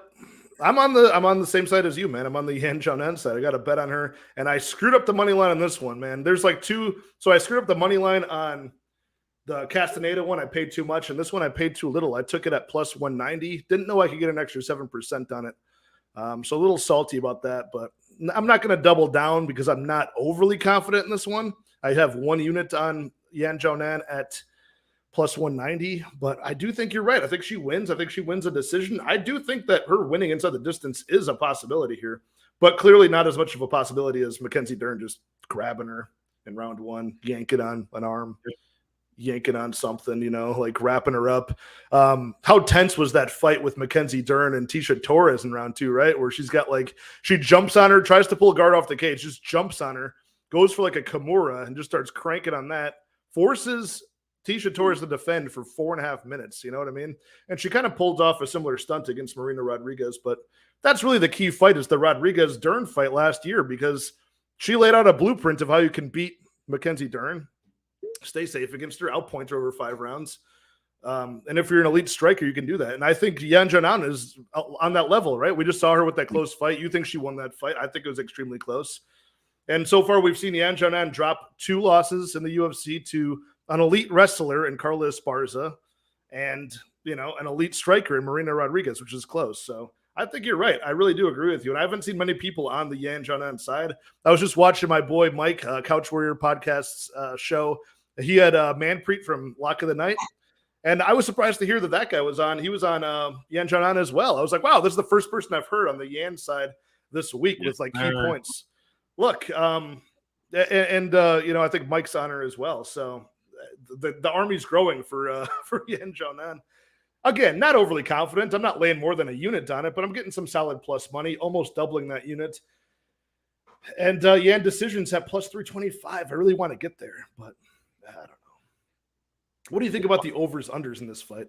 I think it goes to decision more likely than not. And that's why I'm favoring Yan because she wins the decision, in my opinion. Mackenzie I really wanted to play that over 2.5, Mackenzie Dern stole that Tecia Torres decision. She did. I am still in pain over that decision. Yeah, that was not right. She clearly solid 3 she units. clearly dominated round 2, but she lost rounds 1 and 3 for sure. Yeah. Yeah. I don't know, man. Okay, it's part of the game. Can Yan Xiaonan stay? So where have you seen Yan Xiaonan have like good ground ability? For me, it was, if anything, defensively, it was against Claudio Gadelia. Like that one I saw, she was able to actually like get back up. She was able to wall walk off the cage, stay safe. That's the other thing about Mackenzie Dern, she's limb hunting the whole time and not going for any ground and pound. She's not softening up her target before she goes. She's so confident in that Brazilian jiu-jitsu, and probably should be, but I feel like that's going to give Yan Xiaonan time to escape. She's not going to get smothered with the top pressure wrestling of like a Carla Esparza in this one. She's not going to get crucifixed, So I don't know. There is definitely a possibility she gets subbed in this fight, but I don't think it's what minus 230 on Mackenzie Dern's worth of that. No way. So I don't know. I'm taking the underdog. I think there's worse spots to take an underdog than a female strawweight fight. You know what I mean? Like that. Like there's way worse underdogs. Yeah, I mean, historically, the female underdogs have outperformed the market. Yeah. I mean, so is your main reason for taking Yan just because of her output in this fight? For me, it's just the straight up, just like aggression of her strikes. Like it's like, yeah, Mackenzie Dern's striking is terrible, and every round it gets worse and worse. Like every round, Mackenzie Dern, like round 1, she might kind of have some defense. She throws that giant looping overhand right, which finds its mark somehow on a lot of people. But it gets worse and worse every single round. And she ends up being very desperate to close the distance. Her striking defense goes down every single round. And I think Yan will eventually have a good chance at wearing her down and getting her out of there. But, it's women's strawweight. So I'd probably go with the decision. Has that dog in her. Yeah. The biggest difference between her and Tecia Torres, Tecia, she accepts being pressured. Yan does not. She has the dog in her. She will pressure Mackenzie Dern against the cage. And Yan likes to get in wars too. She does. I mean, but all at the same time, this is a striker who can maybe analyze this better than me. I think Yan Xiaonan's striking is actually like very efficient. Like she's never really like out of position a lot of the time. She kind of plants her feet, throws, and she's never like overextending, like getting herself wildly out of position. Is that true or no? It is. And then the one thing that I want to highlight is it's a lot easier to strike when you're on the front foot, especially for inexperienced strikers like Mackenzie Dern. So against Tecia Torres, it was a lot easier for her to strike. But when she's on the back foot, you're going to see the bigger hole in the game. Just looking at a lot of people who have started in the game, it's just when you're on the back foot, it takes a lot more time to get used to it. People don't really drill being pressured striking. It's more of them going and hitting pads against the coach, and they're going forward, they're walking forward, they're hitting these big punches, looping shots, whether they're straight, looping, whatever it is. But on the back foot, it's a lot harder because sometimes, I mean, I've seen people lose their footing, and that's how you get caught. Yeah, no, I totally agree with you. And just you're looking at, if you just want to even look purely at the stats, you're looking at a hugely positive, significant strike differential for Yan Xiaonan and a hugely negative one for Mackenzie Dern. You know what I mean? So there was a prop on BetOnline. They do offer these most significant strikes landed in a fight. You can choose a fighter, and it was like last I saw, it was like minus 170 for Yan Xiaonan to land more significant strikes. That is a bet in my book. I thought that was it. Oh, and it's down. It's minus 160. Most significant strikes landed for Yan Xiaonan on BetOnline is minus 160. Mackenzie Dern plus 125. So, I mean, my only trepidation for doing that was the fights when Mackenzie Dern does get her submissions. Obviously, she's on top, just landing like hammer fists, whatever, just jumping on them. And then because she usually gets her work done early. She gets her submissions done. I think the majority, all but maybe one of her submission wins has been in round 1. Yep. For Mackenzie Dern. So usually if that happens, maybe she's landed more significant strikes, But man, if this goes over like one round, you got to imagine Yan Xiaonan's landed more significant strikes than Mackenzie Dern. Like I said, she doesn't do ground and pound. She just goes for limbs. So that could be a look if you're on BetOnline. Most significant strikes landed for Yan Xiaonan, who's a better striker, a stand-up fighter, minus 160. I thought that was an interesting look. Yeah, of that's all the props in this one. a bet I might have to take. Yeah, it's not. I mean, because then you could. My reasoning for that is it just makes sense for one, but then you could make it to like round 3, and then you win that bet, and then Xiaonan gets armbarred or something, and then you still won your bet. All she has to do is just land more, which seems likely. So that was kind of my prop for that one, honestly. But I don't know. I'm glad we're on the same side of the underdog for this one to close this out. That was fucking awesome. I had no idea. I've seen a lot of Dern love, man. A lot of people that think she's just going to get that submission.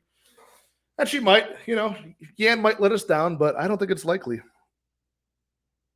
Yeah. One last question for you about this fight. What would you line this as then? With the tape you've done, the analysis you've done, where would you line this fight in your book? -150 Dern, just because of the submission threat and how good she is, but more than that, I don't think it's a -220, 230 kind of spot for Dern. She has man. At this point, especially when they're not like title contention type of fighters right now, like you really got to take some notice when a girl is over -200 against anybody in this division, right? Like you got to think they really have to be a potent finisher or have a well-rounded set of skills. So I don't know. I'm glad we fell on the same side. I feel a lot better about my Yan bet now. Yeah, no, same. I was worried you were gonna go and be like, no, Mackenzie Dern is getting this sub round 1. Plus, she's got that fake accent, so come on now. I can't go for that. Fake accent, exactly. I don't know. Okay, one last. I keep on having more questions for you on this one because I just want to figure this one out. Good. Do you think, I love all the Do you think Mackenzie Dern could win a decision here? No. Very. It's like, do you think? Because what if she has like the Tisha Torres round that she won was because she was on her for 4 minutes of the round, 4.5 minutes, looking for submissions nonstop. She won that round clearly. You don't think she could rack up 3 of those rounds over Yan? I think. Possibly, but I think it's going to be a lot more tough against Yan than against Tisha Torres. Yeah, I agree. I just see a lot of people that are saying like because she got crucifixed by Esparza, she's just like dog shit on the ground. I feel like she's somewhat better than that. You know what I mean? Yeah. And Esparza, I feel like is better than people are giving her credit for the wrestling. But either way, we're on the same side. So, all right, you guys, we got 19 live viewers still in the chat. We've gone pretty long because I have a lot of respect for my guy, WizzBets' opinions on these things. You can tell he's a very sharp guy. Go give him a follow. We're going to wrap up our top 3 favorite props for the whole card right now. And my top 3, Wiz, Barcelos decision is number 1, +125. I like that a lot. I don't see Trevin Jones winning that decision, as we mentioned. I think Barcelos is, just going to get him everywhere in this fight and probably not finish it. Trevin Jones, pretty defensively sound. He's been tough so far. So Barcelos decision +125. I got the fight does not go to decision for Sadiq Yusuff and Don Shainis at minus. I got it at -200. I see it at like -225 at this point. Not a bad look. I mean, that covers the Shainis, win condition there. And I think Yusuff is just levels above, probably gets him out of there early. And last but not least, kind of an oddball one. I think Guido Cannetti live bet after round 1 if he survives. If you're looking at +275 or more for Guido Cannetti after round 1, I would bet that. Or just bet it pre-flop. Cannetti by round 2 knockout is +2,500. I like that as a really big plus money prop that I might have to hammer that before. Well, not hammer it, but put a small sprinkle on it before the fights kick off. What are your top 3 there, Wiz? Top 3. Xiaonan by decision. Tabitha Ricci by decision. Okay. And Randy Brown by KO. That's what I'm going with. Randy Brown KO. What's the Randy Brown KO number? Do you know that offhand? I got it right here in front of me. Un momento, por favor. I'm going to write this down as well. Randy Brown by KO is... You got balls with 2 women by decision. I like it. +265, Randy Brown by KO. Okay, not bad. Not bad to transform that Randy Brown -300, -330 money line to +265. I like that as well. Every tail of the tape advantage. All right, Wiz, the floor is yours. It's been an absolute pleasure having you for this fight card, man. You've made this one a very exciting fight card, and I can't wait for Saturday. let the people know where they can find you. And I want everybody here to tune in to WizzBets show, the personality picks tomorrow with Gordo Gamble. So let the people know where they can find you. As always, Pat, it's been a pleasure. Thank you so much for having me on. Chat, thanks for the interaction. You guys know how much we love when you guys comment on these live streams. It means the world and also just makes the show that much more fun. You can find me on Twitter at WizzBets. That's Wiz with 2 Z's. Same thing for YouTube. I'm going to have an episode of Personality Picks where we break down your favorite handicappers' personalities, how they got into the game, and much more. Tomorrow it's going to be at 4:30 Pacific time, which is 7:30 Eastern, with Gordo Gambles. And yeah, I post picks every single day, almost every single sport besides Russian table tennis. So you can find me on the Twitter tweeting them out every day. All right, man. I appreciate you. All right, you guys, all 20 of you guys in the live chat right now, I appreciate all of you. Like Wiz said, we do appreciate the interaction in the chat and just you guys spending your time with us. It's an absolute dream come true, man. I've been watching this sport my entire life, literally since I was in kindergarten. I went to my first cage fight. So it's great that there's now a huge community of people that want to just talk mixed martial arts and just listen to a couple of us clowns talk about it. So, all right, you guys have a good night, and I'll see you guys. Don't forget to go to Blood Money MMA Bets on Saturday for the fights. We'll be streaming the entire event, starting with the early prelims. All right, you guys, cheers.